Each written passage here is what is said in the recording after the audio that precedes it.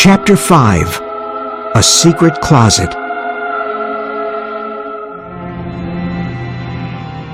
This is super, said Michelle.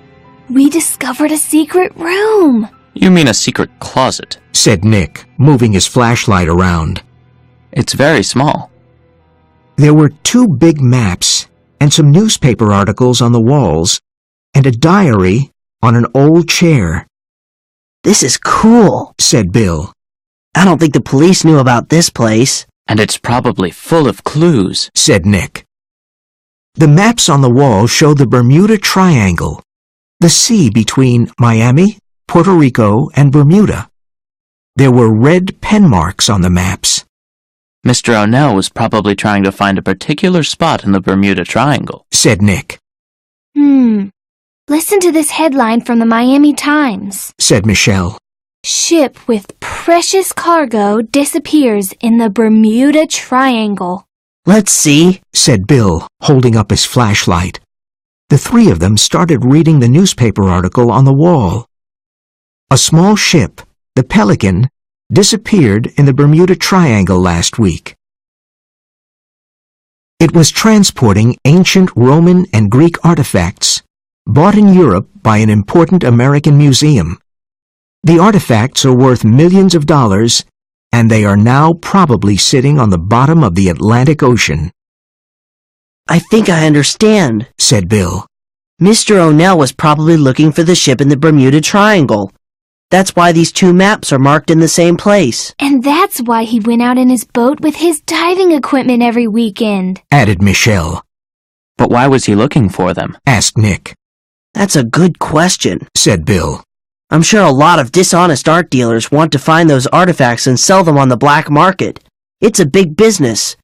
They're worth millions of dollars. But Mr. O'Neill wasn't dishonest.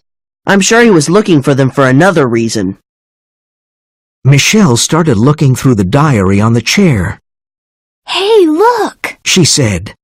On June 7th, Mr. O'Neill wrote this note in his diary.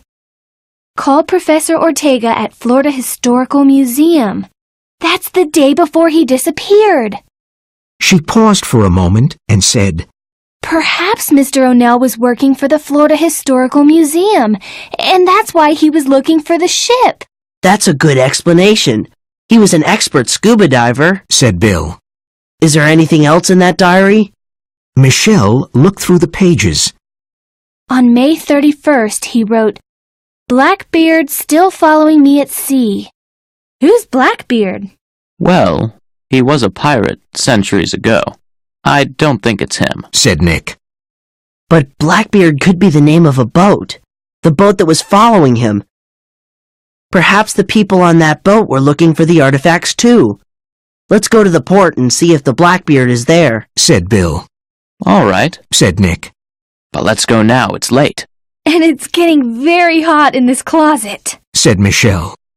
Suddenly, there was a loud noise upstairs. What's that? cried Michelle. We're not alone here, said Nick.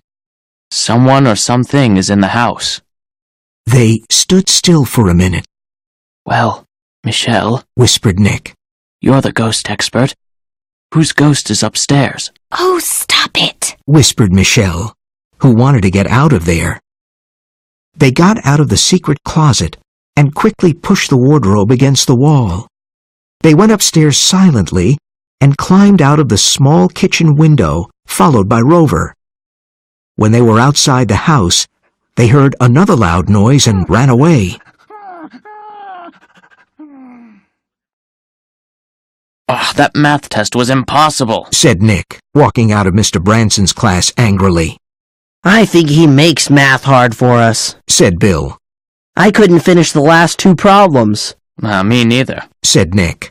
I studied until late last night, but it didn't help. Even Maria Lopez, who's a math genius, didn't finish the last problem. Hey, let's think about the big game against South Miami High tonight, said Bill. They're a strong team. And so are we, said Nick. That evening, the Montego High gym was crowded and noisy. The colors of the 2 schools were everywhere. Orange and purple for Montego, and black and red for South Miami.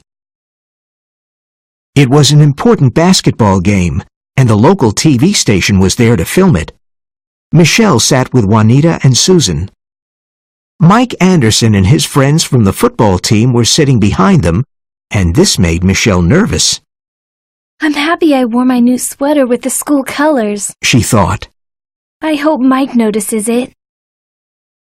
It was an exciting game, and everyone was cheering for their team. Montego High finally won and entered the Florida finals. Someone touched Michelle's shoulder. She turned around and saw Mike. "Hi, Michelle," said Mike. "Your brother played a great game." Oh, thanks, Mike. I'll tell him, said Michelle, who was happy because Mike talked to her. On the way home after the game, Bill, Michelle, and their friends walked by the Wax Museum. They saw Rover sitting at the entrance. He was whimpering. I wonder what Rover's doing in front of the museum at this time, asked Michelle. There's something about the place that attracts him, said Bill. But what? Remember the day when he tried to come into the museum with our class?